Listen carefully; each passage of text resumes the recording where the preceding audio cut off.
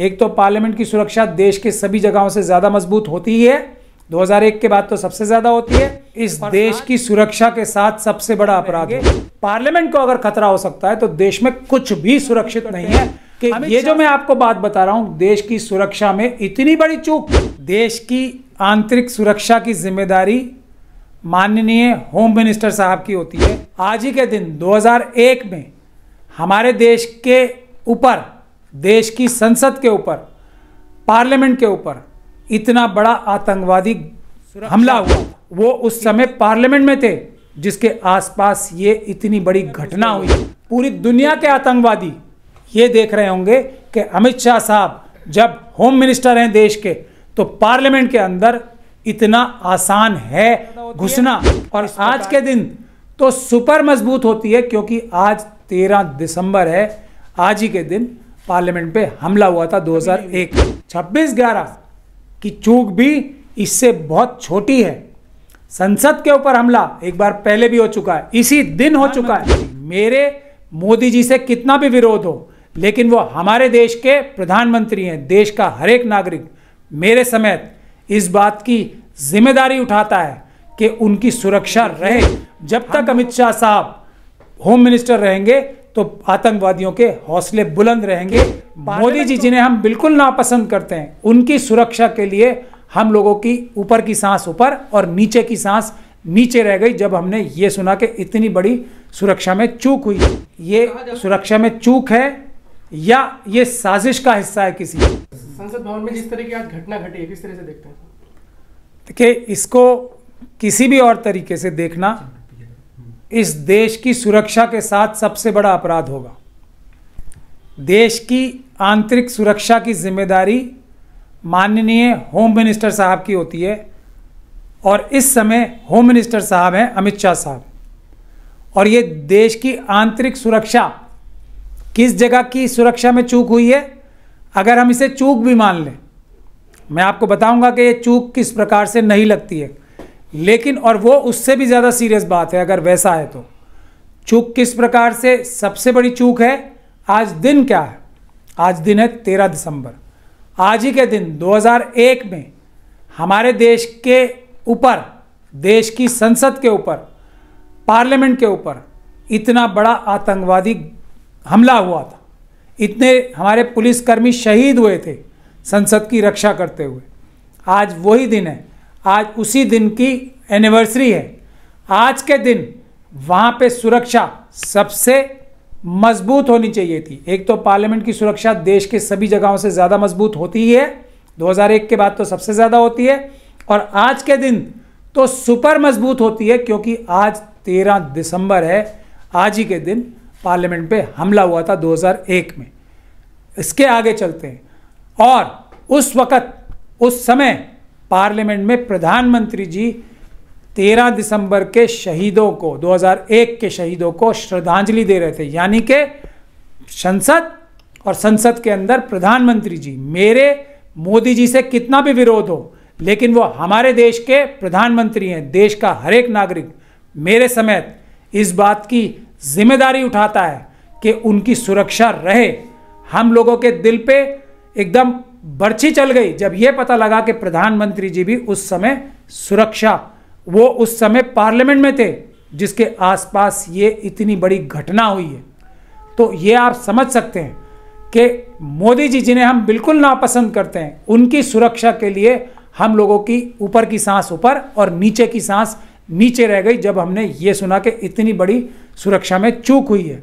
तो कहा जा उसके आगे कहा जा रहा है देश तो सुरक्षित हाथों में है, फिर संसद में हमला हो रहा है। मैं वही बता रहा हूं, हम अब उसके भी आगे चलते हैं। देश के 100 सांसद उस वक्त अंदर थे। देश के पार्लियामेंट के वेल में अंदर घुस गए लोग।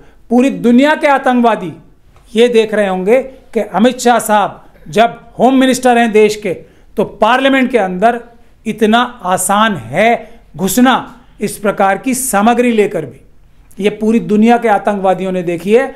जब तक अमित शाह साहब होम मिनिस्टर रहेंगे तो आतंकवादियों के हौसले बुलंद रहेंगे। पार्लियामेंट को अगर खतरा हो सकता है तो देश में कुछ भी सुरक्षित नहीं है। अमित शाह साहब को इतनी सी भी लज्जा, शर्म या एहसास हो कि वो किस पद पर बैठे हैं तो उन्हें आज कम से कम इस्तीफ़ा दे देना चाहिए, लेकिन मुझे शक है कि वो इस्तीफ़ा देंगे।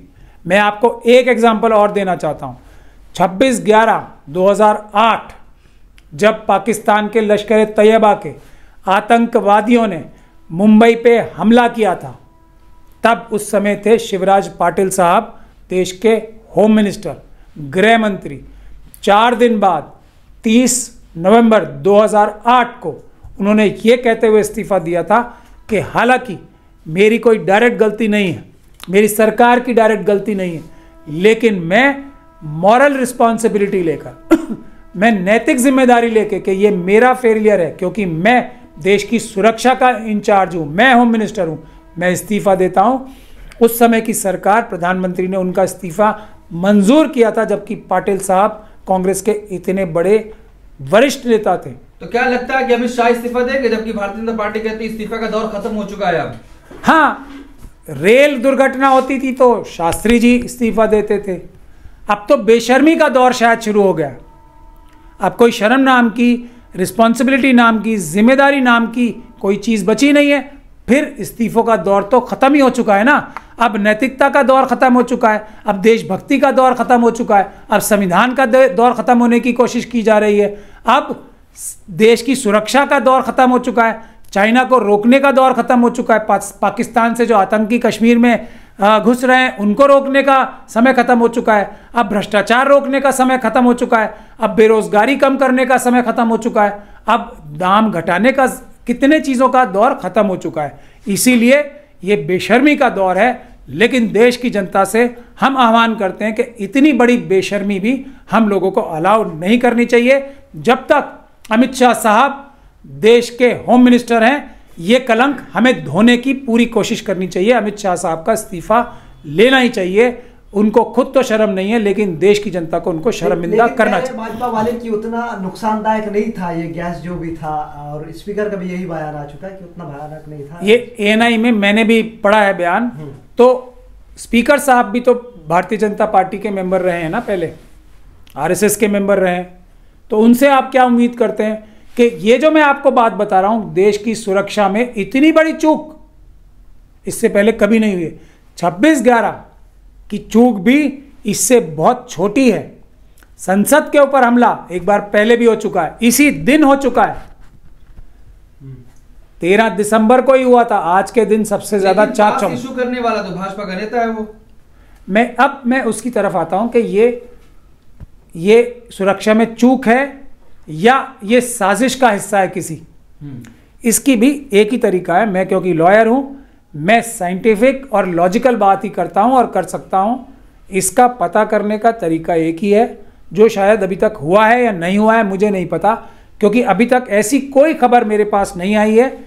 आप लोगों ने जो बात बताई कि ये एक member of parliament Bharatiya Janata party के पास बनवाने पर, उनके द्वारा इशू हुए पास पर ये लोग अंदर गए, तो एनआईए को सबसे पहले एफआईआर दर्ज करके ये मेंबर ऑफ पार्लियामेंट साहब को अरेस्ट करना चाहिए और कड़ी से कड़ी पूछताछ करके ये पूछना चाहिए कि वो इस साजिश में क्या क्या जानते हैं, कैसे।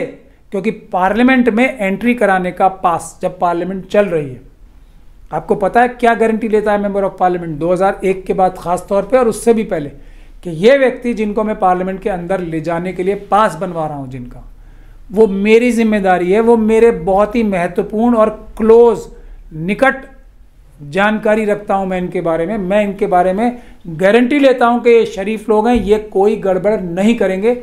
ये होता है पार्लियामेंट में पास इशू करने का मतलब। तो एनआईए को ये पूछताछ करनी चाहिए कि ये लोग आपने क्यों अंदर भिजवाए। तो क्या लगता है बीजेपी नेता गिरफ्तार होंगे, एफआईआर होगी? मैं आपको बता रहा हूं ना, नहीं होगी तो ये इस बात का और सबूत है कि होम मिनिस्टर साहब की कुछ ना कुछ इसमें कोई ना कोई प्लानिंग है। अरेस्ट होना चाहिए ना, क्यों नहीं होना चाहिए? ये पास उन्होंने ही दिया है ना, और ये पास के बाद ये दुर्घटना भी हुई है ना, तो क्या उनको अरेस्ट नहीं होना चाहिए? अरे देश मजबूत हाथों में है, 56 इंच का सीना है प्रधानमंत्री का। उन्हीं प्रधानमंत्री के 56 इंच का है या नहीं है मुझे नहीं पता। उन्हीं प्रधानमंत्री की सिक्योरिटी को खतरा आ गया था, इसीलिए तो हम सबसे ज्यादा परेशान है। उसी पार्लियामेंट को खतरा आ गया था जो अभी कितने हजारों करोड़ रुपए खर्च करके मोदी जी ने बनाई है। अब किन धाराओं में जो है इन पर कार्रवाई होनी चाहिए? सबसे पहले यूएपीए का मुकदमा दर्ज होना चाहिए। जब 2001 में पार्लियामेंट पे हमला हुआ था, तो जब सुरक्षा में चूक हुई थी और हमला हुआ था, तब टाडा का केस दर्ज हुआ था। आज टाडा का जो दूसरा रूप है वो अनलॉफुल एक्टिविटीज प्रिवेंशन एक्ट है, जिसमें सैकड़ों बेगुनाह लोग बंद हैं। ये तो इतना बड़ा गुनाह है, उसके बावजूद भी अभी तक मुकदमा दर्ज नहीं हुआ है, उसके बावजूद भी मेंबर ऑफ पार्लियामेंट को गिरफ्तार नहीं किया गया है। यही वो चीज़ जो है ये लोगों के मन में और ख़ास तौर पे हम जैसे लोगों के मन में शक पैदा करती है कि कुछ और चीज़ है, कुछ और चीज़ छुपाई जा रही है, कुछ चीज़ ऐसी है जो बताई नहीं जा रही। तो अब सवाल ये खड़ा हो रहा है, अमित शाह कहते हैं कि पीओके हम ले लेंगे, वहां तक घुस के मारेंगे, और पार्लियामेंट में ये हमला हो जाता है। देखिए, जबान के अलावा और झूठी जबान के अलावा आरएसएस और बीजेपी के पास कुछ भी है? कुछ भी है? 1 इंच तक नहीं गई जहां 2000 किलोमीटर चाइना छीन लिया हमसे। और प्रधानमंत्री जी देश की आंखों में आंखें डाल के ये बोलते हैं कि 1 इंच कोई अंदर नहीं आया। तो ऐसे लोगों से आप क्या भरोसा रखते हैं? इनका काम सिर्फ अडानी जी, अंबानी जी और ऐसे लोगों के साथ मिलकर देश को लूटना है। इनका दूसरा कोई काम नहीं है। सभी पॉलिटिकल पार्टीज को इनके खिलाफ, ये अमित शाह साहब के खिलाफ, इस चीज़ को किसी भी हालत में किसी भी चीज़ कीमत पे जाने नहीं देना चाहिए।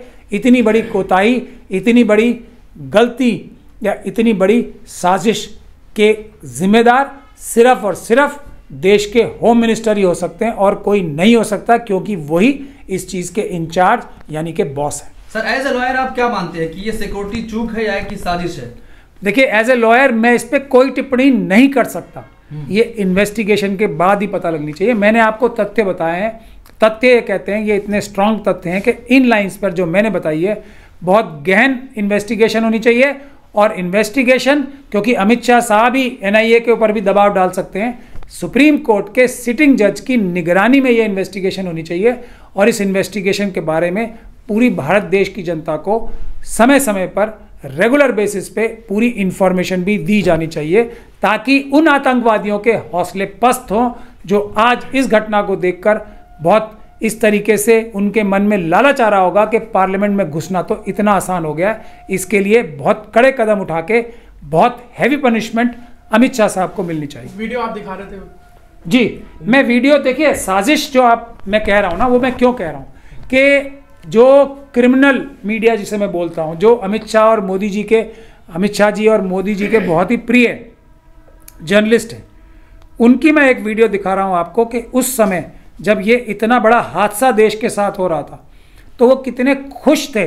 और वैसा ही कैनिस्टर जो अंदर था उनके पास पार्लियामेंट के परिसर के अंदर आ गया था, और उसके लिए वो कितनी हंसी ठिठोली कर रहे हैं कि ऐसा कौन सा उनका बहुत बड़ा खुशी का उपलक्ष्य आ गया था, क्या चीज़ की वो जश्न मना रहे थे। आप लोग और आपके दर्शक सारे देखिए, तो देखिए क्या हो रहा है देश में।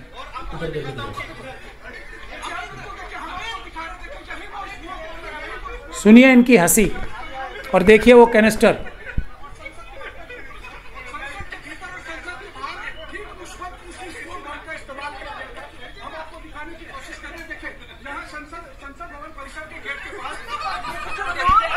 ये कौन सा खुशी का दिन है जिस दिन भारत की संसद में इतनी बड़ी सुरक्षा की चूक हुई है? कह रहे हैं ब्रेकिंग का मामला है, तो जिसकी वजह से ब्रेकिंग, इन लोगों को भी अरेस्ट करके कि तुम्हारे पास ये कैनिस्टर उस जैसे मिलता जुलता कैसे आया और तुम किस बात की खुशी मना रहे हो। ये लोग हैं जो देश की सुरक्षा के लिए रिपोर्टिंग करते हैं। ये लोगों को कुछ फर्क पड़ता है देश की सुरक्षा से? ये है इनका कैरेक्टर जो सारे टेलीविजन के ऊपर आपको मिलते हैं रोज। ये है इनका असली कैरेक्टर। इस दिन 13 दिसंबर के दिन किस बात का जश्न मना रहे हैं ये लोग?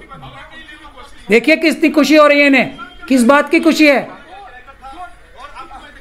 क्या होगी इन लोगों के खिलाफ? मैं यही कह रहा हूं ना कि ये है मुद्दे। कह रहे हम देश तक खबर पहुंचाते हैं, ब्रेकिंग पहुंचानी है कि ये कैसे हमला हुआ दिखाने की तो कोशिश ये कर रहे हैं। खुश किस बात के लिए, हंस किस बात के लिए रहे हैं? ये कौन सा, ये खुशी किस बात की मना रहे हैं?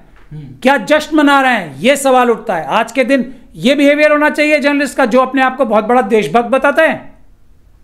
ये है उनके असली चाल चरित्र और चेहरा। ये देशद्रोही हैं। मैं बार बार इस बात को कह रहा हूं। ये लोग हैं जो पाकिस्तान और चाइना के साथ मिलके, जो आरएसएस और बीजेपी के दूसरे लोग पाकिस्तान और चाइना से मिलके देश को कमजोर कर रहे हैं, ये उस साजिश का हिस्सा हैं, ये उस इकोसिस्टम के, देश के गद्दारों के इकोसिस्टम का हिस्सा हैं ये जर्नलिस्ट साहब।